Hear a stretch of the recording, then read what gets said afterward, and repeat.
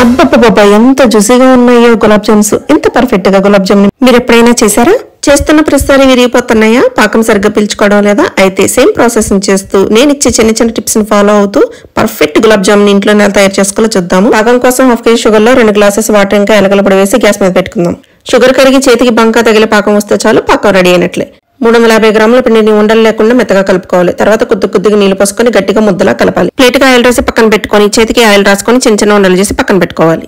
పిండి ఏమాత్రం ఉండలు లేకుండా చూసి కలుపుకోవడము. షుగర్ సిరప్ ని పాకం పడక ముందే తీసేయడము. తర్వాత గొరవచ్చిన పాకంలోనే గులాబ్ జాములు వేయడము. ఈ 3 స్టెప్స్ మీరు తీసుకుంటే ఖచ్చితంగా గులాబ్ జాములు పర్ఫెక్ట్ గా వస్తాయి. ఇప్పుడు డీప్ ఫ్రైకి సరిపడా నూనె వేడి చేసుకుని ఆయిల్లో వేయించి ముదురు రంగు వచ్చాక తీసి 1 నిమిషం తర్వాత గోరువెచ్చగా ఉన్న పాకంలో వేయండి. అంతే, నోట్లో పెడితే కరిగిపోయి వేడివేడి గులాబ్ జాములు రెడీ. అనుభవం లేని ఆచార్య అమృతం వేసిన కూర అంటారు కదా. అనుభవం లేకుండా చేసేవంట అమృతం వేసి చేసిన కూరలాగా రుచి ఉండదంట. నేను అనుభవంతోనే నేర్చుకున్న రెసిపీ. ట్రై చేసి బాగా వస్తే నా ఛానల్ సబ్స్క్రైబ్ చేయండి మరి.